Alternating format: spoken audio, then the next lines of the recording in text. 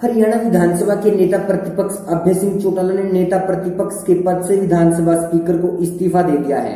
Press वार्ता कर अभय चौटाला ने बताया कि जो खुद को जजपा समर्थित बताते हैं और रणवीर गंगवा जो बीजेपी में शामिल हुए हैं, उनके बारे में विधानसभा स्पीकर को जानकारी दे दी गई है और उनको डिस्क्वालीफाई करने की मांग की गई है। उसके साथ साथ एक चीज बहुत दिन से लगातार चर्चा में थी और बहुत से लोग रोजाना इस बात को लेकर के चैलेंज करते थे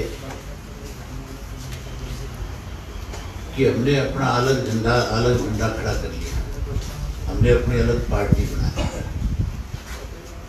और इस किस्म के आरोप लगाते थे कि अभय सिंह चौटाला जो है इनको इसलिए स्पीकर को चिट्ठी लगती थी डिस्क्वालीफाई के लिए या पार्टी से निकालने के लिए, इसलिए पीछे हटते हैं कि कहीं इनकी एलओपी की जो फैसिलिटी है वो खत्म ना हो। मैंने तो हमेशा एक सोच रखी कि जो हमारे सिंबल पर चुन करके आए हुए विधायक हैं वो इलाके की बात को विधानसभा में कैश की, इसके लिए इन लोगों को नोटिस देने की बजाय, क्योंकि एमएलए जो चुन करके आता है उसकी जिम्मेवारी होती है, वो उस जिम्मेवारी को निभाए। मैंने बारी बारी कहा था कि अगर आप लोगों ने अलग पार्टी बना ली, अलग पार्टी में आप शामिल हो गए, तो फिर आपको स्पीकर को सिर्फ लिख करके दे देना चाहिए। लेकिन उनकी जबान भी, उनकी गतिविधियां भी आगे बढ़ती रही। इसलिए हमने फैसला किया है कि जो 4 लोग अपने आप को जजपा के समर्थित कहते हैं, जो कहते हैं कि हम जजपा में शामिल हैं, आज ही हमने स्पीकर को चिट्ठी लिखी है और स्पीकर से मांग करी है कि पार्टी के खिलाफ गतिविधियों में हिस्सा लेने वाले इन 4 लोगों को डिस्क्वालीफाई किया जाए। जहां इन 4 को डिस्क्वालीफाई के लिए लिखा है, वहीं रणवीर सिंह गंगवा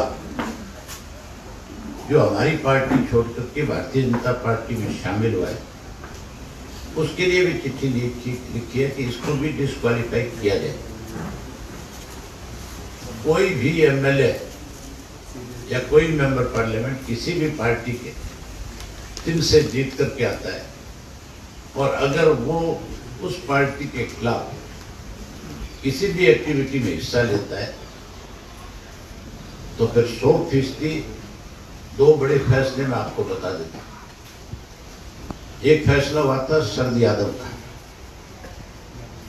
शरद यादव राज्यसभा के मेंबर चुन करके आए थे नीतीश जी की पार्टी से और उन्होंने जब उस पार्टी के खिलाफ अखबारों में जाकर के बोलना शुरू किया, उन्होंने पार्टी की जो गतिविधियां थी उनके खिलाफ प्रचार शुरू किया, तो उनकी पार्टी की तरफ से उस वक्त जो राज्यसभा को हेड करते थे, ये आपके वेंकैया नायडू, उनको पार्टी की तरफ से लिख करके दिया गया कि इनके खिलाफ आपको एक्शन लेना चाहिए, इनको डिस्क्वालीफाई करना चाहिए। उन्होंने उसको डिस्क्वालीफाई करने का काम किया। इसी तरीके से 2002 से 2005 तक जब हमारी गवर्नमेंट थी तो 7 इंडिपेंडेंट एमएलए थे, जिन 7 ने जाकर के ये कहा था कि हमें कांग्रेस पार्टी में अपनी आस्था व्यक्त करने का काम किया। उस पे उस वक्त के स्पीकर ने एक्शन लिया था और उन 7 को डिस्क्वालीफाई किया था और सुप्रीम कोर्ट तक वो लोग इसके अगेंस्ट गए कि हमें जो डिस्क्वालीफाई किया गया है वो गलत किया गया। लेकिन सुप्रीम कोर्ट ने भी स्पीकर के फैसले पे मोहर लगाई कि जो फैसला स्पीकर ने किया वो बिल्कुल ठीक है। और इन लोगों ने तो हमारी पार्टी के गतिविधियों के खिलाफ कार्रवाई करी है, जहां हम इन 5 को डिस्क्वालीफाई के लिए स्पीकर को लिख करके आज भेजा है। वहीं कल लोकसभा के स्पीकर को भी हम लिख करके भेजेंगे कि दुष्यंत जो है ऐनक के निशान पे जीत करके आया था, और जो सारा दिन जेजेपी की सभाओं में जाकर के भाषण देता है, हम उसको भी डिस्क्वालीफाई करें, इसके लिए कल लिख करके भेजेंगे।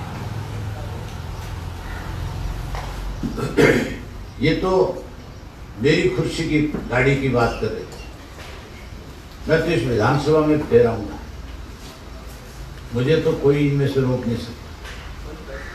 लेकिन एक बात जरूर कहूंगा, जिस किसी ने हमारी पार्टी के साथ गद्दारी करी, जिस किसी ने हमारी पार्टी की पीठ में छुरा घोंपा, उसने दोबारा विधानसभा और लोकसभा का दरवाजा नहीं देखा। उस लोकसभा के मेंबर का दरवाजा भी हाथ से बंद हो जाएगा। इन पंचों को स्पीकर का फैसला आने के बाद विधानसभा का दरवाजा बंद हो जाएगा। ये दोबारा लोकसभा और विधानसभा में नहीं जा सकेंगे, चाहे कोई और दूसरा कहीं से चुनकर आ जाए, लेकिन इनका दाव कभी नहीं लगेगा। जो पार्टी से गद्दारी करते हैं उन लोगों को 100% हरियाणा प्रदेश की जनता चुनाव के अंदर सबक सिखाती है। जनता इस बात को अच्छी तरह से जानती है कि जिस पार्टी ने इनको बड़ा मान सम्मान देकर के विधानसभा और लोकसभा तक पहुंचाया, अगर वो पार्टी के साथ गद्दारी करेगा तो जनता उसको माफ। मैंने भी इस समय स्पीकर को एक और चिट्ठी लिखी है मेरी तरफ से कि जैसे आप इन पांचों को डिस्क्वालीफाई करो, मेरा रिजाइन भी आप साथ के साथ मंजूर कर लेना। मैंने भी अपना रिजाइन लिख करके स्पीकर को भेज दी। इनको तो असल में तो उस दिन इनकी तसल्ली बैठेगी जिस दिन लोकसभा के चुनाव के नतीजे आ जाएंगे।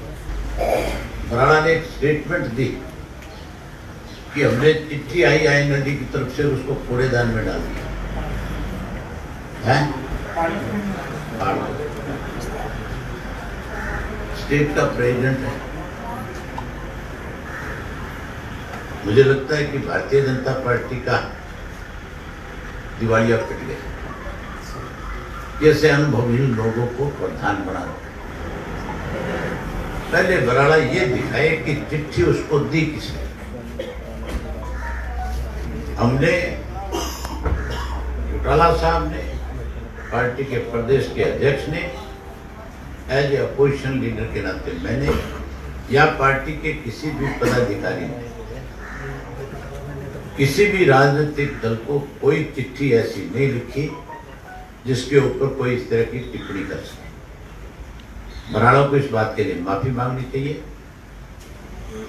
अगर बराड़ा नहीं माफी मांगेगा 100% हम उसको लीगली एग्जामिन करवाएंगे। हमारी पार्टी पे कोई इस तरह के लाछन लगाए, हम उसको नहीं बर्दाश्त करेंगे। हम उसके लीगल ओपिनियन लेकर के इसको लीगल नोटिस भी देंगे और 100% हम इसके खिलाफ डेफामेशन का केस भी देंगे। बड़ी हैरानी की बात है,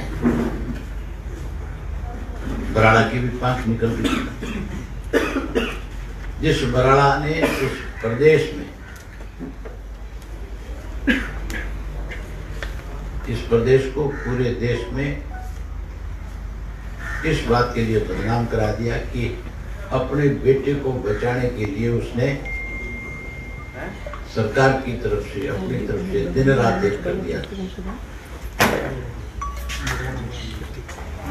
बराड़ा का बैन भी निकल जाएगा, चिंता मत करो। बराड़ा साहब की जो चिट्ठी है, आप उस चिट्ठी को अब भी पढ़ सकते हो। उस चिट्ठी को निकाल के दिखाओ। उसमें कहीं ये नहीं लिखा हो एक जगह पे भी कि कोई हम भारतीय जनता पार्टी के साथ हमारा समझौता बन जाए। ये सब बनावटी बातें हैं, फजूल की चीज है। उस चिट्ठी में, वो चिट्ठी तो कोई हमने बीजेपी को थोड़ी लिखी, वो चिट्ठी चौटाला साहब ने अपने कार्यकर्ताओं के लिए लिख करके भेजी थी। हम अपने कार्यकर्ता को क्या चिट्ठी लिखते हैं, हम अपने कार्यकर्ता को क्या संदेश देते हैं, हम अपने पदाधिकारी की क्या जिम्मेवारी लगाते हैं, इसके ऊपर टिप्पणी करने वाला बराड़ा कौन होता है? उसको ये अधिकार किसने दे दिया? कि वो हमारी लिखी हुई चिट्ठी के ऊपर अपनी तरफ से कोई इस किस्म का बयान दे।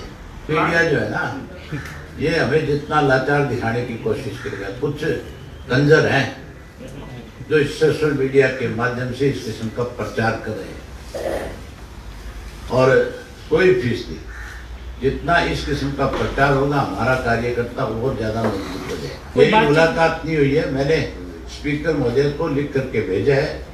आज उनके जो सेक्रेटरी है, हमने उसको हैंडओवर किया, उससे हमने वो ले लिया, रिसीट उससे ले ली है। और हमारी पार्टी के, क्योंकि लोकसभा का चुनाव है, मुझे तो दोबारा फुर्सत मिले ना मिले, अशोक जी को फुर्सत मिले ना मिले, तो हमने अपनी जिम्मेवारी पे काम करना है।